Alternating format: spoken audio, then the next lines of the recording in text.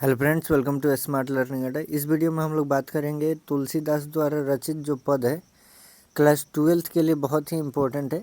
इस पद के एक एक लाइन का व्याख्या हम लोग इस वीडियो में कवर करने वाले हैं। साथ ही राइटर के बारे में कुछ चीज़ों को हम लोग जानेंगे। जितने भी बच्चे क्लास 12th के लिए बिहार बोर्ड से प्रिपरेशन कर रहे हैं वो इस वीडियो को कंप्लीट देख सकते हैं और आशा करते हैं कि उनको वीडियो ख़त्म होते होते ही एक एक लाइन का व्याख्या बहुत अच्छे से मिल चुका होगा और किसी भी तरीके की कोई प्रॉब्लम नहीं होगा।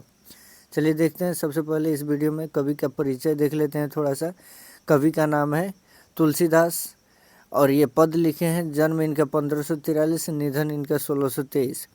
जन्म स्थान राजापुर बांदा उत्तर प्रदेश और मूल नाम इनका राम बोला। बुक में देखिएगा, राम बोला इनका मूल नाम है। मूल नाम का मतलब होता है जो वास्तविक नाम है। माता पिता जो है, माता का नाम हुलसी और पिता का नाम आत्माराम दुबे पता चलता है। ठीक है, आगे हम बात करें तो इनके दीक्षा गुरु जो है वो नरहरि दास हैं। क्वेश्चन पूछता है दीक्षा गुरु से। और शुकर खेत के वासी हैं एक गुरु, और गुरु ने ही इनका विद्या आरंभ करवाया था। शिक्षा गुरु के बारे में पता चलता है शेष सनातन काशी के जो विद्वान थे उनके द्वारा शिक्षा प्रारंभ कराया गया, तो शिक्षा गुरु के रूप में वे जाने जाते हैं। शिक्षा के बारे में बात करें तो चारों वेदों यानी ऋग्वेद, यजुर्वेद, अथर्ववेद, सामवेद के इनको, और साथ ही साथ षड दर्शन, इतिहास, पुराण, स्मृतियाँ, काव्य आदि की शिक्षा काशी में 15 वर्षों तक रहते हुए इनको प्राप्त हुई। अस्थायी निवास इनका काशी ही हो गया। इनके मित्रों के बारे में बड़ा फेमस कहानी मिलता है, चूँकि उस समय अकबर का राज्य और अकबर का उस समय इतिहास चल रहा था। भारत में मुग़लों का डायनेस्टी था, यानी मुग़लों का इतिहास था, समय था। और उस समय अब्दुल रहीम खान इनके मित्रों में से थे। महाराजा मान सिंह थे, नाभादास थे, टोडरमल थे और मधुसूदन सरस्वती थे। इनमें से जो मैक्सिमम है वो अकबर के 9 रत्नों में से एक हैं। तुलसीदास भी उनमें से एक हैं। और अगर हम बात करें तो इनकी कृतियाँ भी बहुत इम्पोर्टेंट है। रामलला नाचू, वैराग्य संदीपनी, वर्वे रामायण और पार्वती मंगल, और इसके साथ जानकी मंगल, रामाज्ञ प्रश्न और दोहावली, कवितावली, गीतावली, श्री कृष्ण गीतावली, विनय पत्रिका, रामचरितमानस, इन सभी के ऊपर उन्होंने खूब लिखा। आगे बात करें तो हमें पता चलता है कि गोस्वामी तुलसीदास हिंदी के मध्यकालीन उत्तर भारत के भक्ति काव्य की सगुण भक्ति धारा की राम भक्ति शाखा के प्रधान कवि में से ये गिने जाते हैं, यानी प्रधान कवि हैं। इनके पद की व्याख्या को हम लोग आरंभ करते हैं, देखते हैं कैसे कवर करना है। तो कबहू क अम्ब अवसर पाई, मेरियो सुधी दधाई भी कछु करुण कथा चलाई। पहला पद है, पहले पद का पहला पंक्ति है कि कबहू क अम्ब अवसर पाई, मेरियो सुधी दधाई भी कछु करुण कथा चलाई। कवि क्या कहते हैं कि सीता माँ को संबोधित करते हुए अपनी बातों को प्रभु श्री राम तक पहुँचाने के लिए गुहार लगाते हैं। किस तरीके से कि सीता माँ को कहते हैं, सबसे पहले तो सीता जी को माँ कह के पुकारते हैं। पुकारते ही कहते हैं कि हे माँ, कभी उचित अवसर पा कर के आप प्रभु से कोई करुणिक कथा यानी प्रसंग छेड़िएगा और मेरी भी प्रभु को याद दिला दीजिएगा कि आपका भी कोई भक्त है जो बहुत ही दीन स्थिति में है। कैसे कि दीन सब अंगहीन, छीन मलिन, अघी अघाई, नाम ले भरे उधर एक प्रभु दासी दास कहाई। यानी अर्थात कहते हैं कि कवि कैसे यहाँ पे इतना विनम्र भाव प्रकट करते हुए दिखाते हैं कि दीन सब अंगहीन, यानी इनका स्थिति कैसा है। ये कहते हैं कि हे माँ, प्रभु को ये ज़रूर बताइएगा कि आपकी दासी का दास बहुत ही दीन दशा में है। दीन सब अंगहीन, उसके अंग भी अब ठीक से काम नहीं करते हैं। छीन यानी वो बहुत दुर्बल हो चुका है। क्षीण होना मतलब दुर्बल होते जाना, कमज़ोर होते जाना।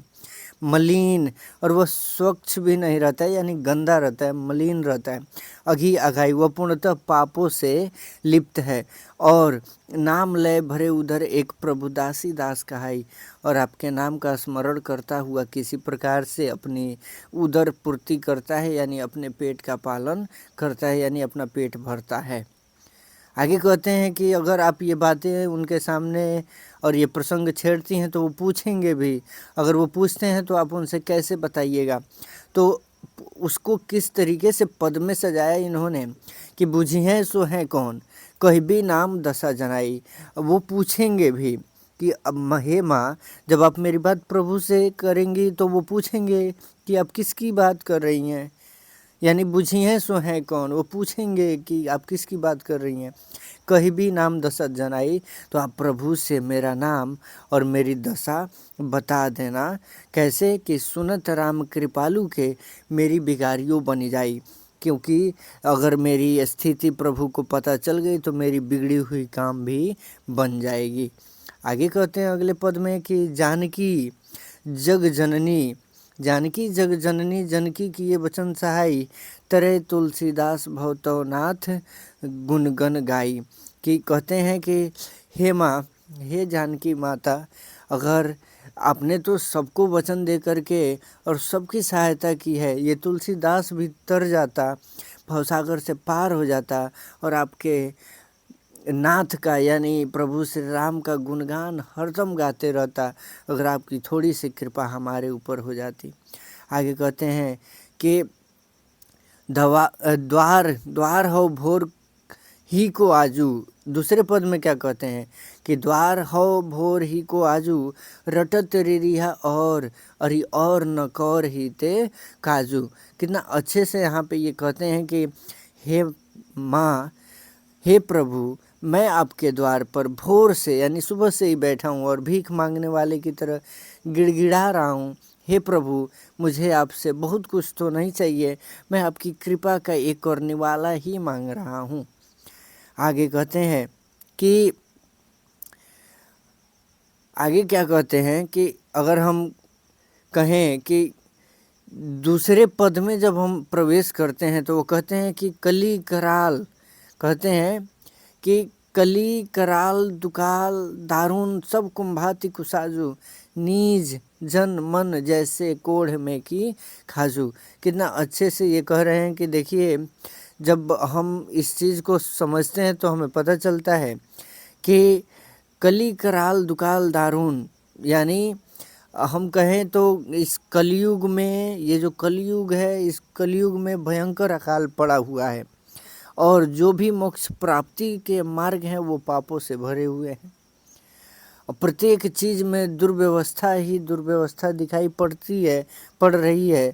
सो हे प्रभु, एक उसी में से नीच जीव हूँ जिसकी अभिलाषाएं बहुत ऊंची हैं, जो मुझे उसी प्रकार कष्ट देती हैं। नीच जन, मैं बहुत ही नीच आदमी हूँ, मन ऊंची ऊंची ख्वाहिशें हैं और ये मुझे उसी प्रकार कष्ट देती हैं जैसे कोढ़ में की खाजू, जैसे कोढ़ में खाज यानी दुख दिया करती है, यानी खुजली दुख दिया करती है।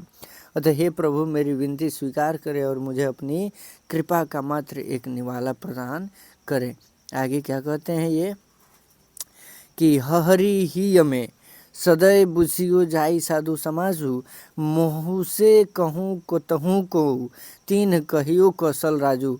जब एक बार तुलसीदास बहुत ही थक जाते हैं, निराश हो जाते हैं, हताश हो जाते हैं कि हमारी कौन सहायता करेगा, तो वो इस पीड़ा के साथ ये साधु समाज से भी पूछते हैं कि हम इसका क्या उपाय करें।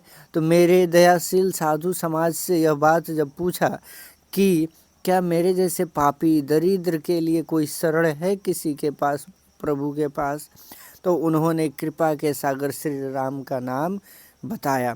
तीन कहियों कौशल राजू, उन्होंने बताया कि आप प्रभु श्री राम के पास चले जाइए, वो कृपा के सागर हैं, सबके ऊपर कृपा करते हैं, आपकी बातें वहाँ सुनी जाएंगी और आपकी भी बिगड़ी हुई बातें बन जाएंगी। आगे कहते हैं कि दीनता दारिद दले को कृपा बारिधि बाजू, दानी दशरथ राय के तू बनाइत सिरताजू। ये कहते हैं कि हे कृपा सिंधु, आपके अतिरिक्त कौन मेरी दीनता दरिद्रता को दूर कर सकता है। हे दशरथ पुत्र श्री राम, आपके द्वारा ही मेरी बात बन सकती है। आगे अंत में कहते हैं कि जन्म को भूखो भुखारी हो, गरीब निवाजू पेट भरी तुलसी ही, जवई भगति सुधा सुनाजू। ये कहते हैं कि हे कृपा सिंधु, हे गरीबों के दुख दूर करने वाले, मैं जन्म से ही भूखा भिखारी हूँ और आप दीनों के नाथ हैं। तुलसी जैसे भूखा भक्त आपके द्वार पर बैठा है, मुझे अपनी भक्त रूपी रस पिला करके मेरे ज्ञान रूपी भूख को शांत करें। आई होप आप लोगों को ये अर्थ और ये व्याख्या कंप्लीट रूप से समझ में आ गया होगा। अगर समझ में आ गया हो तो वीडियो को लाइक करके और चैनल को सब्सक्राइब करके बेल आइकन ज़रूर प्रेस कर ले, ताकि अगले वीडियो का नोटिफिकेशन सबसे पहले आपको मिल सके। हम मिलते हैं अगले वीडियो में, तब तक के लिए धन्यवाद।